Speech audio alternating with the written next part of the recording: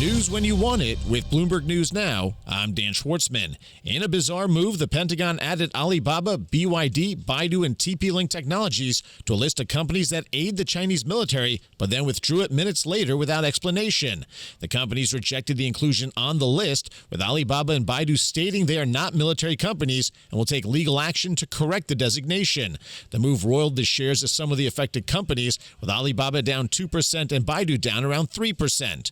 Consumer prices rose just 0.2% in January, the lowest gain since July, while the core reading that leaves out food and energy came in where economists expected. Money markets priced in 63 basis points worth of Fed reductions in 2026, bolstering bets for as many as 3 rate cuts this year.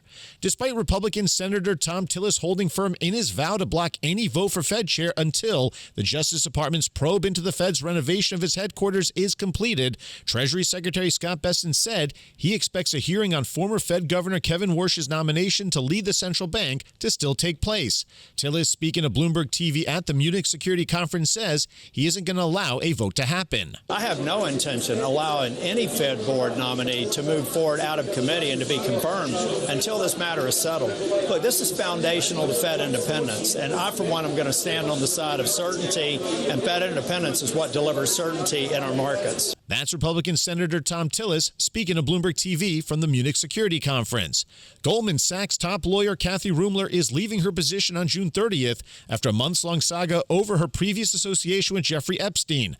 In documents released by the Department of Justice, it was revealed that Rumler had accepted tens of thousands of dollars in gifts from Epstein and had used affectionate nicknames in their interactions.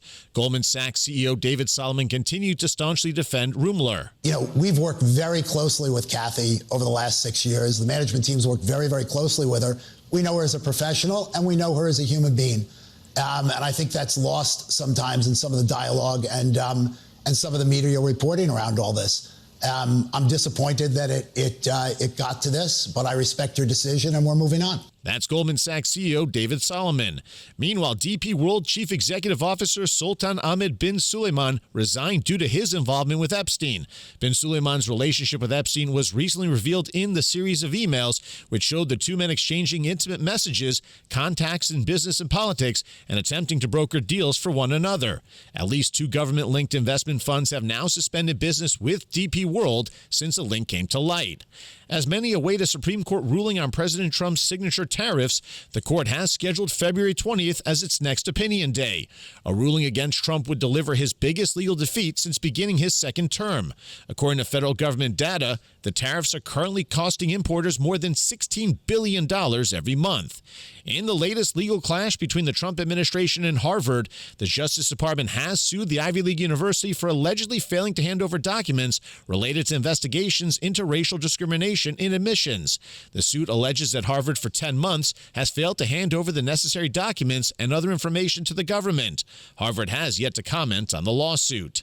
A SpaceX capsule carrying 4 astronauts of NASA's Crew 12 from the U.S., Europe, and Russia launched to the International Space Station. 3, 2, 1, ignition, and liftoff. Go Falcon, go Dragon, and Godspeed Crew 12.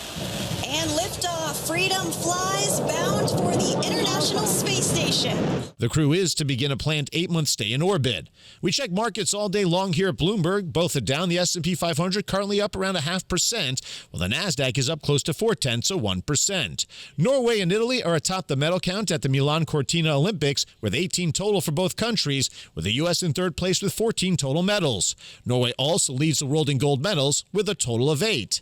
That's news when you want it with Bloomberg News Now. I'm Dan Schwartzman, and this is Bloomberg.